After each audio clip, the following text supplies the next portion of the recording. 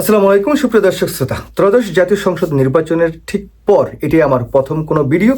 এই জায়গায় ধন্যবাদ জানাই ডক্টর মোহাম্মদ ইউনূস, ধন্যবাদ জানাই সেনাপ্রধান ওয়াকারুজ্জামান। তাদের যথেষ্ট চেষ্টা এবং ইচ্ছায় ত্রয়োদশ জাতীয় সংসদ নির্বাচনটি সুষ্ঠু স্বাভাবিক হয়েছে। যেরকম মারামারি কাটাকাটি হানাহানি হওয়ার কথা ছিল সেরকম কিচ্ছু হয়নি। তারপরে অভিনন্দন জানাই বিএনপির চেয়ারম্যান জনাব তারেক রহমানকে। তিনি চেয়ারম্যান হওয়ার পর প্রথম কোনো নির্বাচন, সেই নির্বাচনে তিনি তার দলকে রাষ্ট্র ক্ষমতায় নিয়ে গিয়েছেন। 1/3 আসন তারা পেয়েছেন 213টার মতো। এরপরে যদি বলি যে নির্বাচন নিয়ে জামাত ইসলামের পক্ষ থেকে কিছু কারচুপির কথা আছে, সব কিছু মিলিয়ে যদি বলি একটি ভালো নির্বাচন হয়েছে।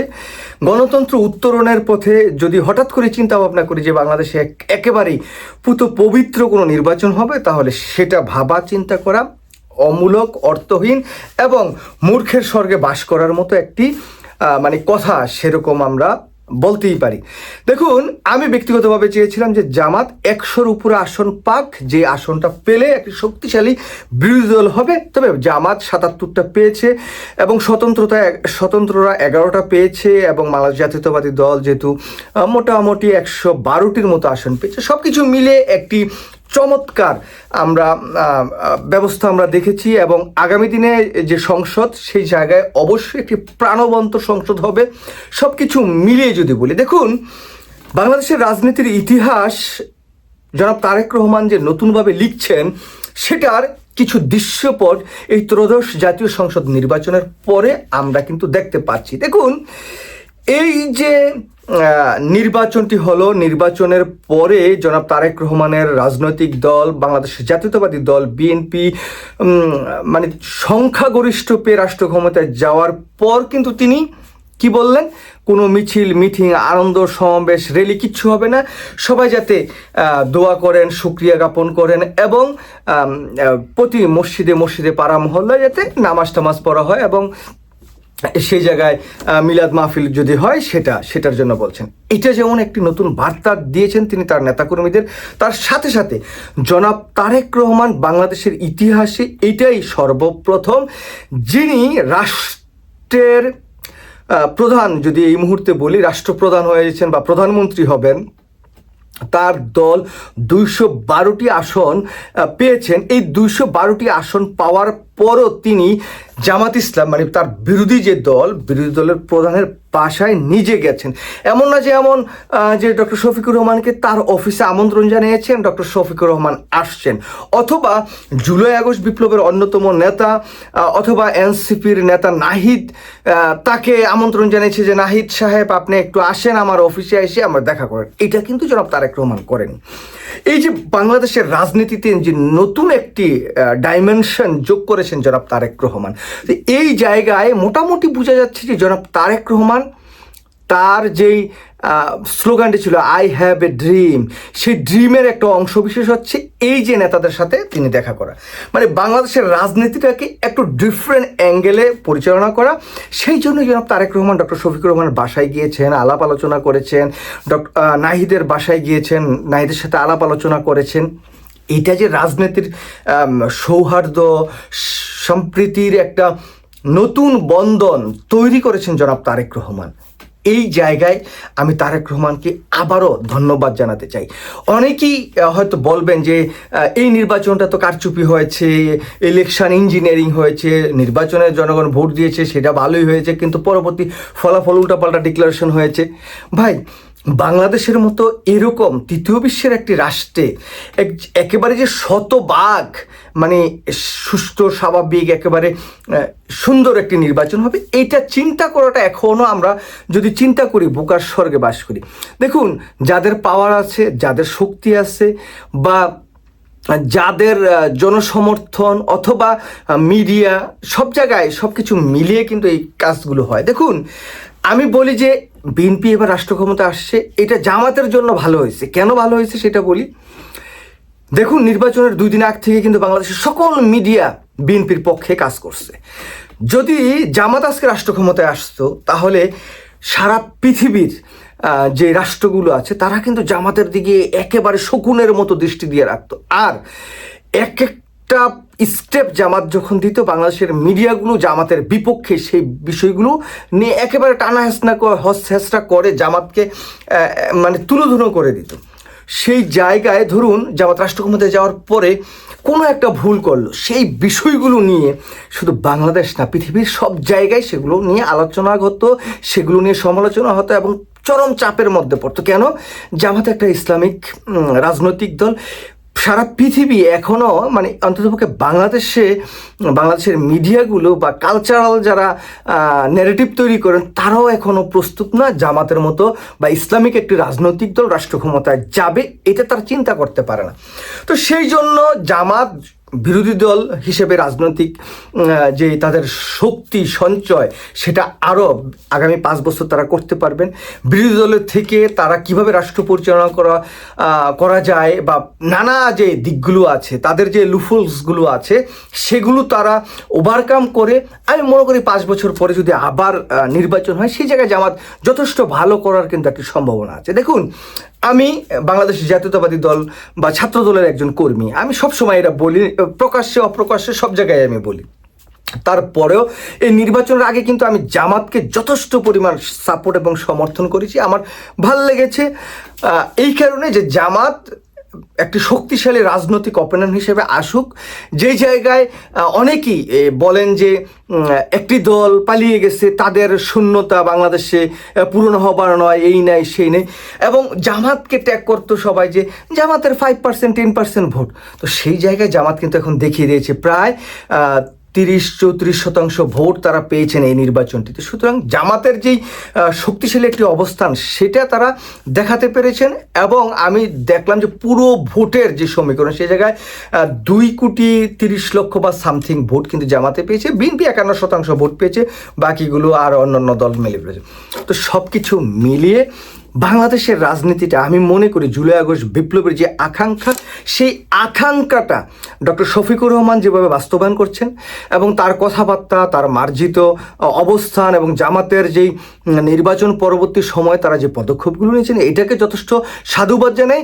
তারপর সাধুবাদ জানাই জনাব তারেক রহমানকে, তিনি রাষ্ট্রটাকে যেভাবে বিনির্মাণ করতে চান এবং তার ভিতরে যে রাজনৈতিক একটা ম্যাচুরিটি আসছে এবং তিনি যেভাবে কার্যক্রমগুলো করছেন, সেই জায়গায় আমি যথেষ্ট ভালো একটি অবস্থান হবে এবং ভালোভাবে রাষ্ট্র পরিচালনা করতে পারবে জনাব তারেক রহমান। দেখুন, জনাব তারেক রহমান আমার মতো হয়তো বা চিন্তাভাবনা করেন না, আমার চাইতে অনেক বেশি তার চিন্তাভাবনা করতে হয়, যেহেতু তিনি এখন রাষ্ট্র পরিচালনা করবেন, তিনি প্রধানমন্ত্রী হচ্ছেন।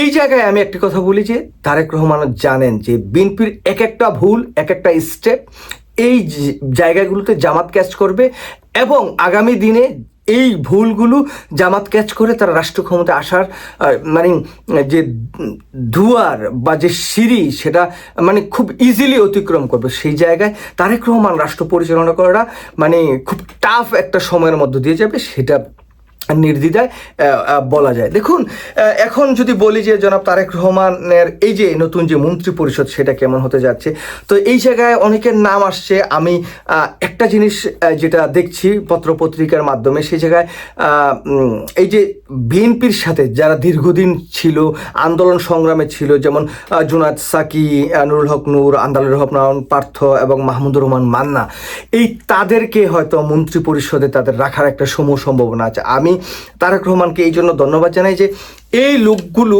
ভালো হোক, খারাপ হোক, মন্দ হোক, যেটাই হোক না কেন, বিএনপির সাথে এই আওয়ামী সরকারের যে অত্যাচার নির্যাতন সব কিছু সহ্য করে কিন্তু বিএনপির সাথে তারা ছিল, আন্দোলন সংগ্রাম করেছে। সুতরাং তাদেরকে রাষ্ট্র ক্ষমতায় বিএনপির সাথে ভাগ দিয়ে আমি মনে করি যদি দেওয়া হয়, যতটুকু শুনছি তারা পাবেন, তাহলে অনেক ভালো একটা কাজ করবেন জনাব তারেক রহমান। এবং এই জায়গায় আমরা দেখছি যে রাষ্ট্রপতি হিসেবে দাউদকান্দির ডক্টর খন্দকার মোশাররফ হোসেন নাম সবার আগে বা প্রথমেই আছে, যদি উনি হয় প্রবীণ রাজনীতিবিদ এবং জিয়াউর রহমানের হাত ধরে বিএনপি করা একজন মানুষ, যিনি দীর্ঘদিন যাবৎ নানা সমস্যার পরেও, নানা কিছুর পরেও কিন্তু বিএনপি ছেড়ে বা বিএনপির সাথে বিশ্বাসঘাতকতা এরকম করেনি। সুতরাং অত্যন্ত পরীক্ষিত একজন মানুষ ডক্টর খন্দকার মোশাররফ হোসেন, তিনি রাষ্ট্রপতি যদি তাকে বানান তাহলে ভালো হবে।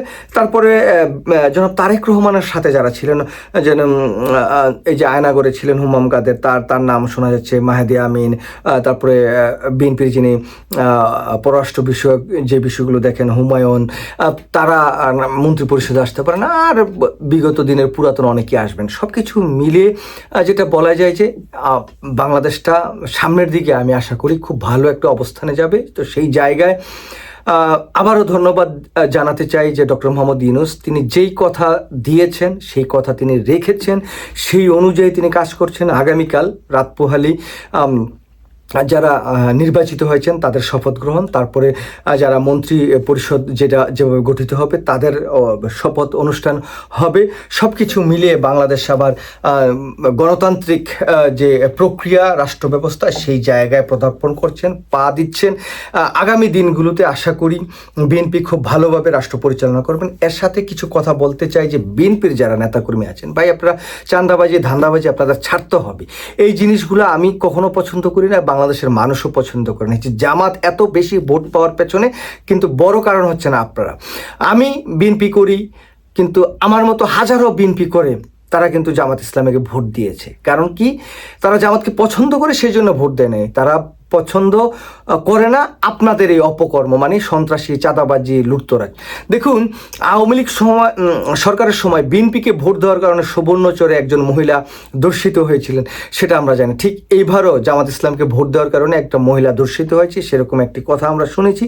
তো এরকম যাতে ঘটনা আর কোনো কোথাও না ঘটে সেই বিষয়টি আমরা মানে শক্তভাবে আমরা চাই জনাব তারেক রহমান এই বিষয়গুলো শক্তভাবে তিনি মোকাবেলা করবেন। আমি একটা বিষয় আপনাদেরকে আরেকটি বলি, জনাব তারেক রহমানের রাজনীতির যে চরিত্রটা এই মুহূর্তে আমি দেখছি, তিনি রাষ্ট্র ক্ষমতায় কালকে বসতে যাচ্ছেন, তিনি প্রধানমন্ত্রী হচ্ছেন। সুতরাং আগামী দিনের পর থেকে অবশ্যই যারা এই যে চাঁদাবাজি, দান্দাবাজি, সন্ত্রাসীর সাথে সম্পৃক্ত তাদের বিরুদ্ধে কিন্তু কঠোর একটি ব্যবস্থা জনাব তারেক রহমান নেবেন, সেটা আমি দৃঢ়ভাবে বিশ্বাস করি। এবং যাতে রাজনৈতিক কোনো হানাহানি, প্রতিহিংসা না হয় সেটাও আমি দৃঢ়ভাবে প্রত্যাশা করি। এই জায়গায় আরেকটি বিষয় বলি যে দেখুন, আমাদের পার্শ্ববর্তী রাষ্ট্রের প্রায় 12 থেকে 14 জন বিভিন্ন রাষ্ট্রের যিনি প্রধান তাদেরকে আমন্ত্রণ জানিয়েছেন জনাব তারেক রহমানের এই যে কালকে যে শপথ গ্রহণ অনুষ্ঠান, সেই জায়গায় আমন্ত্রণ জানানো হয়েছে। এখানে ভারতের প্রধানমন্ত্রী নরেন্দ্র মোদীর বিরুদ্ধে ব্যাপক একটি অবস্থান নিয়েছেন বাংলাদেশের জনগণ বা কিছু কিছু মানুষ করছেন। দেখুন, একটা রাষ্ট্রীয় অনুষ্ঠানে বা যখন নরেন্দ্র মোদী বিজয়ী হন তখন এমন আশেপাশের রাষ্ট্রের অনেকেই কিন্তু যান, সেই জায়গায় সংযুক্ত হন আর কি। তো সেরকম একটি বিষয় হতে পারে। আর বাংলাদেশের সাথে যে ভারতের যে সম্পর্ক, একটা তো স্বাভাবিক সম্পর্ক আসতে হবে। আমি ভারতকে চরমভাবে ঘৃণা করি বিদায় যে একেবারে সব সম্পর্ক একেবারে ছিন্ন করে ফেলতে হবে, সেরকমটা আমি আসলে মনে করি না। বাংলাদেশের এই যে নতুন একটি গণতন্ত্র অভিযাত্রায় যদি ভারতের প্রধানমন্ত্রী সেই জায়গায় সামনে জনাব তারেক রহমান বা তার মন্ত্রী পরিষদ বা তার এমপিরা সবাই যারা বিজয়ী হয়েছেন তারা যদি শপথ গ্রহণ অনুষ্ঠানে মোদি থাকে, তাহলে অত দোষের কিছু হয়ে যাবে সেটা আমি মনে করি না।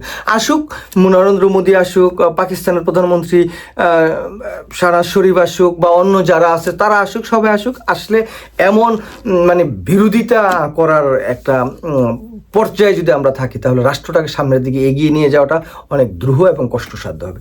আশা করি সব কিছু মিলে বাংলাদেশটা নতুনভাবে নতুন যে পদযাত্রা শুরু হয়েছে সেই জায়গায় তারেক রহমানের যে উদ্যোগগুলো দেখছি সেই জায়গায় আমি বলবো যে চমৎকার তিনি উদাহরণ তৈরি করছেন, চমৎকারভাবে তিনি কথাবার্তা বলছেন, সাংবাদিকদের ফেস করছেন।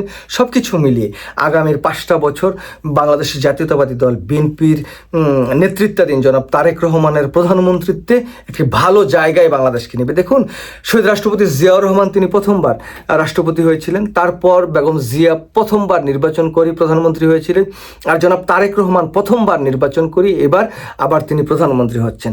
সুতরাং ওই শহীদ রাষ্ট্রপতি জিয়াউর রহমান এবং বেগম খালেদা জিয়ার যে লেগেসি সেটা কিন্তু জনাব তারেক রহমান বহন করছেন। সুতরাং এই লেগেসিকে ধরেই বাংলাদেশটা সামনের দিকে এগিয়ে যাবে, সেটা আমি দৃঢ়ভাবে বিশ্বাস করি। সবাই ভালো থাকবেন। আল্লাহ হাফেজ। আসসালামু আলাইকুম।